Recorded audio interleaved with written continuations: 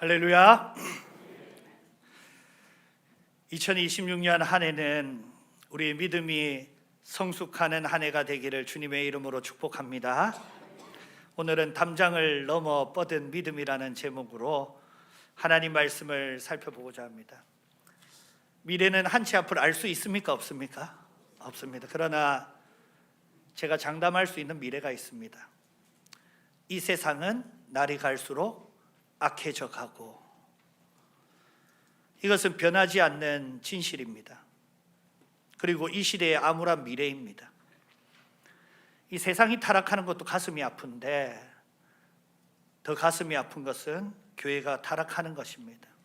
교회가 이미 세속화되고 있습니다. 제가 20세 때 신학생으로서 교수님께서 수업 중에 교회가 이미 세속화되었고 장차는 더욱 세속화될 것이다. 그때에 제가 손을 들고 질문했습니다. 교회가 세속화되는 것도 알겠고 더 세속화되는 것도 아는데 누구 때문에 이렇게 세속화가 빨리 되는 것 같습니까? 그러니까 교수님이 곰곰이 생각해 보시더니 조금 더 깊이 생각한 후에 답해 주겠다고 브레이크 타임을 걸었습니다. 교수님이 10분간 기도하고 오셔서 교회가 왜 이렇게 세속화되느냐? 목사가 세속화되었기 때문이다. 자신이 목사였는데 내가 세속화됐기 때문이라고 말씀하셨습니다. 교회가 세속화되는 것의 더 큰 문제점은 이 세속화가 가속력을 받아가지고 가속화되고 있다는 것입니다.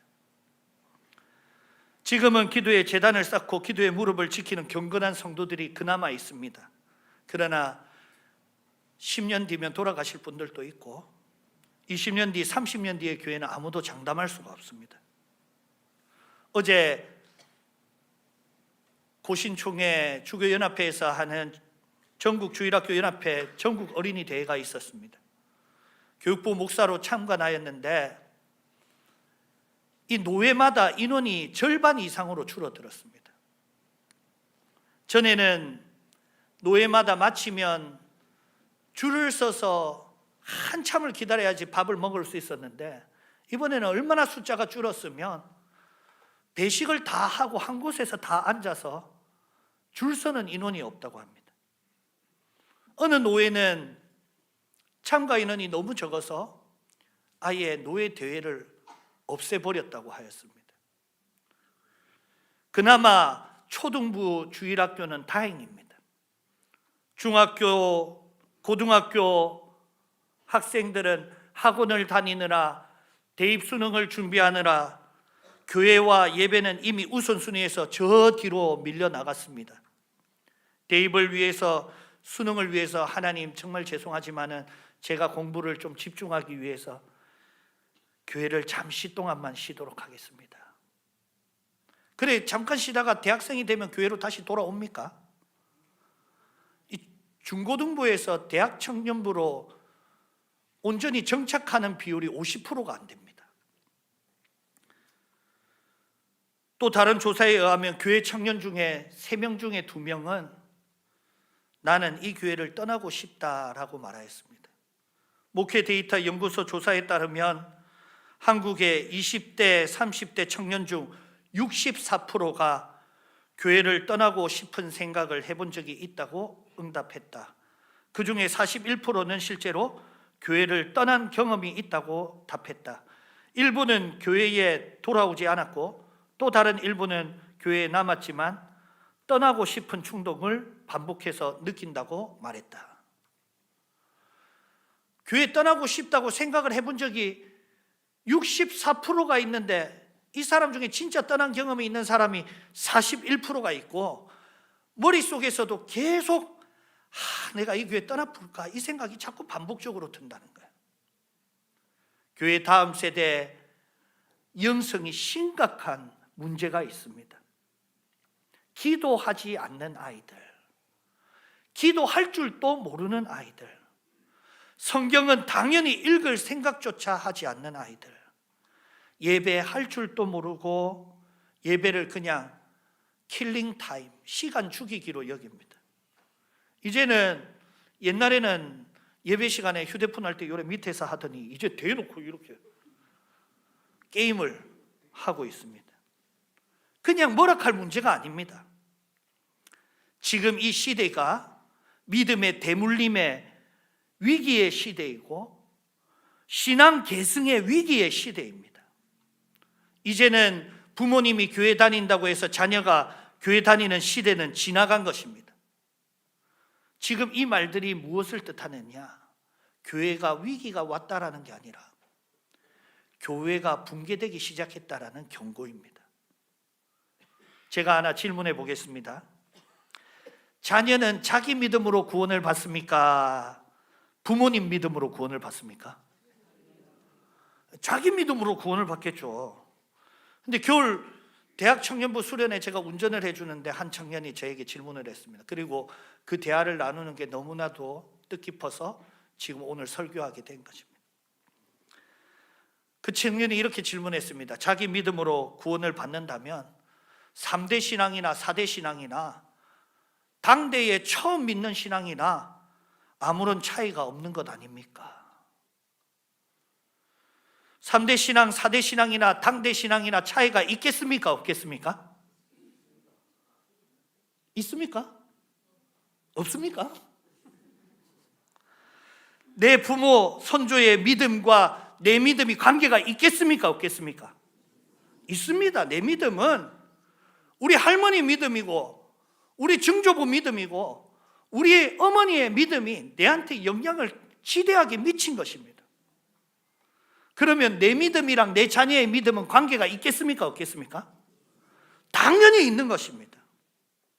구원은 대리신앙으로 대리상속받지 않습니다. 부모가 믿으면 무조건 자녀가 천국 가는 것이 아닙니다.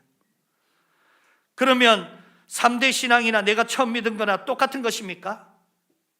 성경은 뭐라고 말씀하고 있습니까? 출애굽기 20장 5절 6절 10계명에 보면 나 내 하나님 여호와는 질투하는 하나님인즉 나를 미워하는 자의 죄를 갚되 아버지로부터 아들에게로 3, 4대까지 이르게 하거니와 나를 사랑하고 내 계명을 지키는 자에게는 1000대까지 은혜를 베푸느니라. 할렐루야. 성경 말씀은 죄도 세대를 이어가며 3, 4대까지 영향력을 행사한다고 하였습니다.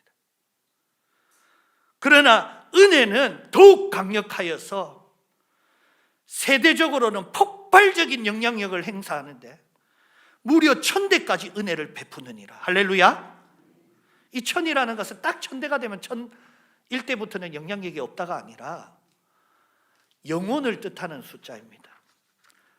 창세기 17장 7절 말씀에 아브라함과 언약을 맺을 때에 내가 내 언약을 나와 너 및 내 대대의 후손 사이에 세워서 영원한 언약이 되게 하여 너와 내 후손의 하나님이 되리라. 할렐루야.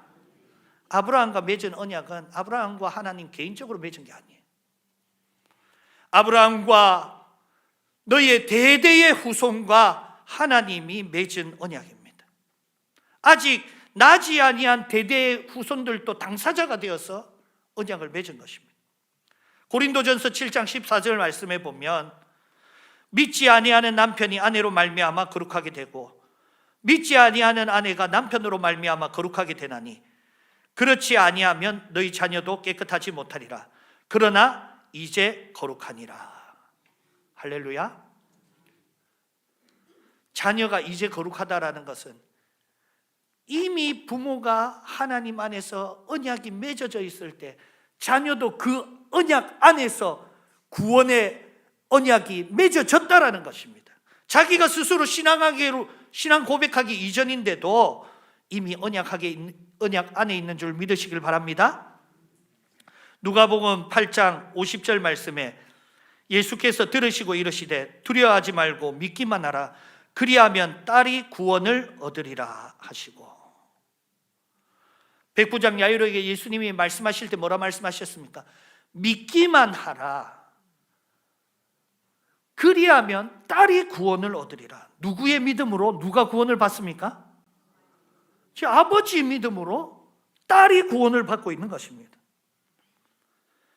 사도행전 16장 31절 말씀에 주 예수를 믿으라 그리하면 너와 내 집이 구원을 받으리라. 바울과 실라가 감옥에 갇혔을 때에 옥문이 열리고 간수장이 도망간 줄 알고 자결하려고 하였습니다.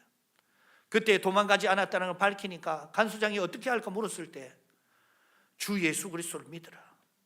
그리하면 간수장이 구원을 받습니까? 너뿐만 아니라 너 집이 구원을 받습니까? 그 집이 구원을 받는 것입니다. 내 권속, 내 집이라는 것은 내 권속을 뜻합니다. 내 권한에 속한 자들, 내가 가장이면 내 가장의 권한에 속한 자들, 내가 가주이면 내 가주의 권한에 속한 내 자녀뿐만 아니라 내 남종과 여종, 종들까지도 구원을 받게 되는 것입니다.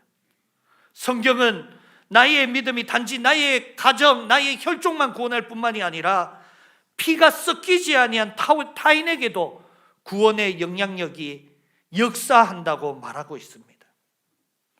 중풍병자 사건을 봅시다. 마태복음 9장 2절 말씀에 침상에 누운 중풍병자를 사람들이 데리고 오거늘 예수께서 그들의 믿음을 보시고 중풍병자에게 이르시되 작은 자야 안심하라 내 죄사함을 받았느니라. 할렐루야. 누구의 믿음을 보고 누구를 구원하십니까? 그들의 믿음. 중풍병자 믿음은 단수여야 되는데 그들은 누굽니까? 침상을 가지고 온 친구들의 믿음을 보시고 지금 중풍병자를 치료하시는 게 아니라 뭐라고 하셨습니까? 죄사함을 받았느니라. 구원해 주시는 것입니다. 그러면 3대 신앙, 4대 신앙은 조상의 믿음으로 구원을 받겠습니까? 아닙니다. 저는 저희 증조부도 믿음을 가졌고 증조모도 믿음을 가졌고 외증조부도 믿음을 가졌고 외증조모도 믿음을 가졌고 할머니의 위에도 믿음을 가졌고 할아버지, 외할아버지 위에뿐만이 아니라 외할머니 위에도 목사님이 계셨습니다. 우리 자녀는 5대째 신앙 무려. 그러면 구원이 자동 패스겠습니까? 우리 자녀는 부모의 믿음으로 구원을 받습니까? 자녀들은 자동 패스, 자동 구원은 없는 것입니다. 그러나 부모의 믿음은 자녀의 구원과 무관하냐? 그렇지 않다라는 것입니다. 매우 깊은 관련이 있다라는 것입니다. 그런데 왜 다음 세대의 영성이 흔들리고 있습니까? 교회에는 권위적인 모순이 있고 형식적인 예배에는 회의가 들고 헌금 활용은 어떻게 하는지 불신이 생기고 기도는 미신적으로 해가지고 이 미신적인 기도에 대한 불신, 목회자에 대한 불신, 예배에 대한 불신, 이제는 교회만 불신하는 게 아니라 성경 말씀도 불신, 하나님의 존재 자체도 불신하게 되는 것입니다. 도대체 눈물로 새벽 제단을 쌓던 부모 세대의 믿음은 왜 온데간데 없이 사라지고 다음 세대는 이 지경에 이르게 된 것입니까? 이 세상은 날이 갈수록 악해져 가고 세상이 악해져 가는 것은 이해가 되는데 왜 세상도 아닌 교회가 날이 갈수록 악해져 가는 것입니까? 부모의 믿음이 자녀의 믿음에 긴밀한 영향력을 미치고 부모의 믿음이 자녀의 구원과도 깊은 연관이 있는데 도대체 왜 오늘 신앙 좋은 직분자들의 자녀들이 믿음의 길에서 멀리 벗어나 있습니까? 가슴 아픈 일을 넘어서 왜 이런 문제가 발생하는가? 쉬쉬하고 덮어둘 것이 아니라 원인을 찾아내야지 정확한 진단을 내리고 정확한 진단을 내려야지 처방을 내릴 것이 아닙니까? 그래서 제가 목사로서 진단을 해보았습니다. 제가 내린 진단은 믿음에 대하여서 큰 오해가 있다. 믿음이 성장된 것이 아니라 믿음이 변질돼 버렸다. 하나님을 기쁘시게 하는 믿음, 예수님께서 칭찬하시던 믿음, 하나님께서 원하시던 믿음과 너무 멀리 동떨어져 있는 믿음이 돼버렸다. 즉 믿음이 문제라는 것입니다. 성경에서 중요한 단어는 조금 쓰겠습니까? 많이 쓰겠습니까? 많이 쓰겠죠. 2번만 써도 그게 강조라는 뜻입니다. 그게 3번 쓰면 핵심 단어라는 뜻이에요. 그런데 믿음이란 단어는 신약 성경에서 무려 몇 번이 등장하냐? 신약에서만 252번이 등장합니다. 중요하겠습니까? 안 중요하겠습니까? 이 성경의 뼈대라는 거예요. 뼈대. 하나님이 말씀하고 싶은 중심 메시지라는 것입니다. 그런데 구약에서 몇 번 등장하겠습니까? 믿음이라는 단어가 1번 등장합니다. 하박국 2장 4절 말씀에 보라 그의 마음은 교만하며 그 속에서 정직하지 못하나 의인은 그의 믿음으로 말미암아 살리라. 믿음이라는 단어가 1번 등장합니다. 그래 좀 더 연구하고 찾아보니까 하나님을 믿는다라는 동사 형태는 8번이 등장합니다. 그런데 제대로 믿는 게 아니에요. 대충 믿는 거야. 제대로 믿는 거는 성경에 몇 번 나오느냐? 동사 형태 2번 나옵니다. 아브라함이 믿는 장면에서 제대로 믿는 장면이 나오고 니느웨 성도들이 회개할 때에 믿는 장면에서 제대로 믿는 장면이 나와요. 창세기 15장 6절 말씀에 아브라함이 여호와를 믿으니 여호와께서 이를 그의 의로 여기시고, 요나서 3장 5절 말씀에 니느웨 사람들이 하나님을 믿고 금식을 선포하고 높고 낮은 자를 막론하고 굵은 베옷을 입은지라. 이 신약에서 252번이나 등장하는 단어가 구약에서 눈 씻고 찾아봐도 3번밖에 등장하지 않는다라는 것은 뭔가 이상한 것 아니겠습니까? 이렇게 핵심 단어가 왜 구약에서는 없냐? 구약에서는 믿음이라는 단어를 쓰지 않고 믿음을 잘 드러내는 단어가 있기 때문입니다. 그 단어가 무엇이냐? 제가 여러 번 설교했는데 혹시 기억나는 사람 있습니까? 믿음 대신 구약에서 썼던 단어. 네? 지혜라는 단어예요. 지혜라는 단어. 믿음은 내면을 강조한 것이고 지혜는 그 삶을 강조한 것입니다. 구약에서 믿음을 가장 잘 담고 있는 단어가 바로 이 지혜라는 단어입니다. 믿음을 가지고 내 삶을 살아가는 삶의 방식이 바로 지혜롭게 드러나는 것입니다. 구약에는 그 지혜라는 단어가 388번이 등장합니다. 제가 왜 구약에서의 믿음이 지혜라는 것을 강조하느냐? 오늘 우리의 믿음이 너무 못났기 때문입니다. 오늘 교회의 믿음을 보면 무식한 믿음, 맹목적인 믿음, 주술적인 믿음, 이 광신도적인 믿음, 지혜로운 믿음이 아니라 너무나도 어리석은 믿음으로 변질돼 버렸다라는 것입니다. 믿음이 크고 작은 게 있겠습니까? 없겠습니까? 믿음이 있고 없고가 중요하겠습니까? 믿음이 크고 작고가 중요하겠습니까? 있고 없고가 더 중요하죠. 마태복음 17장 20절 말씀을 보면 이르시되 너희 믿음이 작은 까닭이니라 진실로 너희에게 이르노니 만일 너희에게 믿음이 겨자씨 한 알만큼만 있어도 이 산을 명하여 여기서 저기로 옮겨지라 하면 옮겨질 것이요 또 너희가 못할 것이 없느니라. 겨자씨만한 믿음만 있어도 못할 것이 없는 능력이 나타난다고 하였습니다. 그러면 믿음이 크고 작은 게 있겠습니까? 없겠습니까? 예? 있어요? 없어요? 있을 것 같아요? 있습니다. 예수님도 이같이 큰 믿음을 본 적이 없다고 칭찬하시고 믿음이 적은 자들을 꾸짖었습니다. 겨자씨 한 알만한 믿음이 있어도 한다라는 것은 그냥 겨자씨만큼만으로 평생 살아라는 겁니까? 씨가 자라서 나무를 이루고 풍성하게 성장하라는 거겠습니까? 믿음이 풍성하게 성장하라는 것입니다. 그러면 믿음의 그릇을 요만한 종지만하게 가져야겠습니까? 아니면 국그릇만하게 가져야겠습니까? 아니면 세수 따라이만하게 가져야 되겠습니까? 아니면 김장 담글 때 김치 따라이만큼 가져야겠습니까? 네, 얼만큼 믿음의 그릇 가지겠습니까? 네? 하늘만큼, 이야, 호수보다 바다보다 더 큰 하늘만큼 땅만큼 큰 믿음. 믿음은 그릇이 많고 적냐, 그릇이 크고 작냐가 중요한 게 아닙니다. 믿음은 그릇을 넘치는 게 중요한 것입니다. 오늘 설교 제목이 뭡니까? 담장을 넘어 뻗은 믿음이다.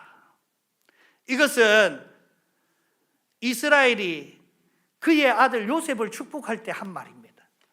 창세기 49장 22절 말씀을 같이 한번 읽어보겠습니다. 요셉은 무성한 가지 곧 샘 곁에 무성한 가지라 그 가지가 담을 넘었도다. 담을 넘는 믿음이다. 풍성한 열매가 나의 담을 넘어서 내 가족의 영향력을 넘어서 밖으로 뻗쳐나가고 있는 것을 뜻하고 있는 것입니다. 우리 풍성한 나무가 담 안에서 우리 식구만 많이 먹었으면 좋겠습니까? 네. 그게 아니라는 것입니다. 오늘 우리의 믿음의 문제점이 무엇이냐? 자기 믿음 채우기에 급급하니까, 내 자녀 믿음 채우기에 급급하니까 이기적인 믿음이 돼버린 것입니다. 개인주의적인 믿음이 어찌 지혜로운 믿음이 되고 어찌 아름다운 믿음이 되고 담장을 넘어가는 믿음이 될 수 있겠습니까? 믿음의 잔이 흘러넘치기를 주님의 이름으로 축복합니다. 믿음은 내 의지로 믿는 것이 아니라 믿음은 하나님이 주시는 선물입니다. 그래, 내가 한번 열심히 믿어봐야겠다, 이를 악물고 나는 이제 열심히 믿어야지 한다고 믿어지겠습니까? 안 믿는 사람들은 아무리 믿어보려고 해도 믿어지지가 않아요. 그게 정상이고 그게 정직한 것입니다. 그런데 믿는 사람은 뭐냐면 아무리 안 믿어보려고 해도 안 믿어질 수가 없어요. 하늘을 봐도 우주를 봐도 이게 어떻게 하나님을 안 믿을 수가 있냐? 바다를 봐도 땅을 봐도 이게 어떻게 안 믿어질 수가 있냐? 내가 숨만 쉬고 있어도 저 풀 한 포기만 봐도 하나님의 생명이 놀랍고 오묘한데, 우리 오장육부의 신비를 과학이 풀었습니까? 1%도 알지 못합니다. 그런데 하나님께서 이렇게 신비한 오장육부와 내 자녀 자라나는 거 보십시오. 신기합니까? 안 신기합니까?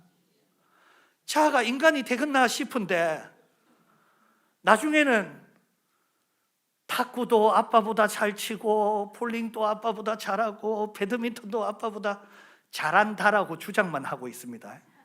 제가 아직 붙어보지는 않았습니다. 손주들 잘하는 거 보면 신기합니까? 안 신기합니까? 그런데 어떻게 하나님을 안 믿을 수가 있어요? 강력하게 모든 생명이 하나님의 존재를 증명하고 있습니다. 부인할 수도 없고 안 믿을 수도 없습니다. 오늘 본문 2장 8절 말씀 같이 한번 읽어보도록 하겠습니다. 너희는 그 은혜에 의하여 믿음으로 말미암아 구원을 받았으니 이것은 너희에게서 난 것이 아니요 하나님의 선물이라. 믿음은 전적으로 하나님이 주시는 하나님의 선물인 것입니다. 근데 이 믿음을 왜 주셨냐? 10절 말씀도 같이 한번 읽어보도록 하겠습니다. 우리는 그가 만드신 바라 그리스도 예수 안에서 선한 일을 위하여 지으심을 받은 자니 이 일은 하나님이 전에 예비하사 우리로 그 가운데에서 행하게 하려 하심이니라. 우리를 지으신 목적, 우리에게 믿음 주신 목적이 무엇이냐? 나를 위해서 믿음 주셨습니까? 하나님의 영광을 위하여서 믿음 주시고 하나님의 영광을 위하여서 우리를 지으시고 나를 통하여서 선한 일을 하시기 위하여서, 그 선한 일이 뭐겠습니까? 구원의 일을 하시기 위하여서 나를 지으시고 나에게 믿음 주신 것입니다. 이 믿음은 내 구원을 위한 것이 아닙니다. 하나님의 선한 일, 구원의 일을 위하여, 즉 내 믿음은 내가 지려고 주신 게 아니라 너에게 주기 위하여서 내게 주신 것입니다. 제가 어느 날 단번에 깨달았습니다. 하나님이 왜 나에게 하나님의 말씀의 지혜를 주시냐? 폭포수 같은 말씀의 은혜와 지혜를 주시는데 내가 잘한 게 아무것도 없었거든요. 받을 만한 자격이 없었거든요. 이게 내게 아니라 주의 교회 성도들 것이구나. 제 주인을 찾아서 전달하라고 내게 먼저 주셨구나. 그래서 저는 이 은혜를 제 주인, 이건 네 거다 했는데 알았다, 내 거도 하는 사람을 제대로 못 만나봤습니다. 믿음의 영향력이 담장을 넘어서 많은 열매를 나누는 거목 되시기를 주님의 이름으로 축복합니다. 담장 안에 많았으면 좋겠습니까? 밖에 더 많았으면 좋겠습니까? 이기적인 믿음에 뭐 모시겠습니까? 우리 따라합시다. 내 믿음은 내 것이 아니요 주님의 것입니다. 내 믿음은 나를 위한 것이 아니고 나를 위해 쓰는 것도 아닙니다. 주님 뜻대로 쓰시기를 주님의 이름으로 축복합니다. 믿음의 기둥뿌리들이 우리 교회에 딱 버티고 있어야지 교회가 세워지는 것입니다. 그 주위로 믿음의 영향력들이 흘러 넘치기를 주님의 이름으로 축복합니다. 이기적인 믿음의 반대가 무엇이냐? 이타적인 믿음이라는 것입니다. 내어주는 믿음, 헌신하는 믿음, 희생하는 믿음. 지금부터 머릿속으로 한번 상상을 해봅시다. 내가 다 믿음이 흘러 넘쳐가지고 내 옆에 있는, 내 앞에 있는, 내 뒤에 있는 사람들이 믿음의 영향을 받고 있다. 그래, 내 믿음이 나를 넘어서 내 자녀에게로 흐르고, 내 믿음이 내 가정을 넘어서 내 친구들에게도 흐르고, 내 믿음이 내 지인들을 넘어가지고 세상 열방을 향해 흐르는 이 상상을 해보십시오. 내 대를 넘어서 내 자손에게로, 손주에게로, 증손주에게로, 고손주에게로.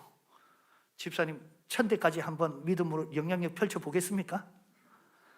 골치 아픕니까? 아니면 신경 좀 쓰시겠습니까? 신경 써보겠습니까? 천대까지? 내 믿음으로 감당할 수 있습니까? 천대를? 없습니다. 그러면 성경이 말하고 있는 가장 큰 믿음은 누구의 믿음입니까? 히브리서 12장 2절 말씀 같이 한번 읽어보겠습니다. 믿음의 주요 또 온전하게 하시는 이인 예수를 바라보자. 그는 그 앞에 있는 기쁨을 위하여 십자가를 참으사 부끄러움을 개의치 아니하시더니 하나님 보좌 우편에 앉으셨느니라. 내 믿음은 완전할 수 없습니다. 그러나 믿음의 주 되신 예수 그리스도의 믿음이 완전한 믿음인 줄 믿으시길 바랍니다. 예수 그리스도의 믿음을 볼 때에 우리의 믿음이 저래야 되구나. 내 믿음의 올바른 방향을 통해서, 올바른 모범을 통해서 내 믿음이 온전해지는 것입니다. 온 인류, 예수 그리스도의 믿음은 담장을 넘어서 온 세상, 우주를 향하여서, 그리고 영원전부터 영원토록 모든 세대 위에 미치는 참된 믿음인 줄 믿으시길 바랍니다. 천대를 감당하는 믿음인 것입니다. 할렐루야. 내 믿음으로 감당하는 것이 아니라 10절 말씀을 보면 우리는 그가 만드신 바라 그리스도 예수 안에서 선한 일을 위하여 지으심을 받은 자니 이 일은 하나님이 전에 예비하사 우리로 그 가운데서 행하게 하려 하심이니라. 내 믿음으로 감당하는 것이 아니라 누구의 믿음으로 감당하는 것입니까? 예수 그리스도의 믿음으로 감당. 그러면 내 자녀는 내 믿음으로 감당합니까? 예수님 믿음으로 감당합니까? 자녀 정도는만 내 믿음으로 할까요? 졸지도 주무시지도 쉬지도 않으시는 예수 그리스도의 믿음으로 내 자녀를 감당하는 것입니다. 그러면 예수님의 믿음만 가지고 있으면 이 에스컬레이터 탁 탄 것처럼 자동으로 쫙 올라갑니까? 그 쇼핑 카트를 탁 놓는 무빙워커처럼 자동으로 앞으로 쫙 갑니까? 행함이 없는 믿음은 죽은 믿음이라 하였습니다. 예수 그리스도의 믿음을 가진다라는 것은 십자가의 길을 따라 걷는 십자가의 삶이요, 믿음으로 살아가는 지혜로운 삶인 것입니다. 마가복음 8장 35절 말씀, 누구든지 자기 목숨을 구원하고자 하면 잃을 것이요 누구든지 나와 복음을 위하여 자기 목숨을 잃으면 구원하리라. 내가 내 스스로 믿음으로 한 구원받아 봐야겠다 하면 잃을 것이요 자기 주와 복음을 위하여 자기 목숨을 잃으면 구원을 받을 것이다. 할렐루야. 마가복음 10장 29절 말씀에 예수께서 이르시되 내가 진실로 너희에게 이르노니 나와 복음을 위하여 집이나 형제나 자매나 어머니나 아버지나 자식이나 전토를 벌인 자는 현세에 있어 집과 형제와 자매와 어머니와 자식과 전토를 100배나 받되 박해를 겸하여 받고 내세 영생을 받지 못할 자가 없느니라. 할렐루야. 이것이 나를 내어주신 믿음, 예수 그리스도의 믿음입니다. 나를 버리고 나를 헌신하고 내 챙겨야 될 모든 것 손에서 내어버리고 희생하고 손해보고 억울하고 당하고 조롱받고 매맞고 놀림받고 어떻게 손해 하나 없이 소금이 짠맛을 낼 수가 있겠습니까? 자신을 태우지 않고 어찌 빛이 그 빛을 발할 수가 있겠습니까? 요한복음 12장 24절 말씀 같이 한번 읽어보겠습니다. 내가 진실로 진실로 너희에게 이르노니 한 알의 밀이 땅에 떨어져 죽지 아니하면 한 알 그대로 있고 죽으면 많은 열매를 맺느니라. 담장을 넘는 믿음, 그 믿음은 내가 죽는 믿음입니다. 우리 세례를 받을 때 이전에 내가 죽은 게 아니라 오늘의 내가 주와 함께 십자가에 죽으시기를 주님의 이름으로 축복합니다. 주님을 위하여서, 복음을 위하여서, 나와 복음을 위하여서 모든 것을 버린 자는 100배나 얻을 것이요 나와 복음을 위하여서 자기의 목숨을 잃은 자는 구원을 얻을 것이라. 할렐루야. 주와 복음을 위하여 내 모든 것을 버리고 한 알의 밀알이 죽어야 살겠고 죽어야지 많은 열매를 맺는 것입니다. 그런데 오늘날 교회의 신앙의 문제, 신앙의 위기가 무엇입니까? 다음 세대에 왜 신앙이 계승되지 않는 것입니까? 한 알 그대로 있고 죽지 않으니까 한 알 그대로 있는 거야. 자기 구원하기도 급급하니까 자기조차도 구원하지 못하는 것입니다. 내 기도하기 바쁘니까 자기의 기도에도 아무 열매도 없고 능력도 없고 욕심만 있고 지만 알고. 그 돈이 그래 중요합니까? 구원이 중요합니까? 돈이 중요합니까? 네? 네? 구원? 입모양이 돈 같아서 구원이 중요한 거 맞습니까? 말은 그렇게 하면서 제가 보니까 다들 돈이 중요하더만은. 믿음이 넘칠 리가 없는데 어떻게 믿음의 영향력이 나타날 수가 있습니까? 아무 영향력이 없지. 아낌없이 내어주는 예수 그리스도의 믿음이 넘치기를 주님의 이름으로 축복합니다. 성령이 충만하다는 것은 내 속에 가득 찼다라는 단어가 아닙니다. 흘러 차고 넘쳤다라는 단어입니다.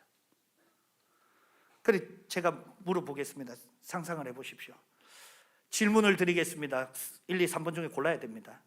얼마나 많이 넘치기를 원하시느냐? 자, 1번 찰랑찰랑 넘치기를 원한다. 2번 졸졸졸졸 넘치기를 원한다. 3번 콸콸콸콸 넘치기를 원한다. 자, 1, 2, 3번 중에 골라보십시오. 얼마나 넘쳤으면 좋겠습니까? 3번.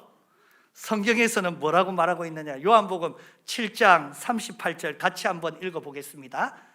나를 믿는 자는 성경의 이름과 같이 그 배에서 생수의 강이 흘러나오리라. 강이 쫄쫄쫄 나오겠습니까?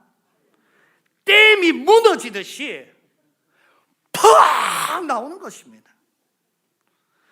강물의 생수가 흘러나와서 온 세상에 가득하기를 주님의 이름으로 축복합니다. 나를 하나님께 온전히 올려드리면, 내가 죽으면 생수의 강이 흘러넘칠 줄 믿으시길 바랍니다.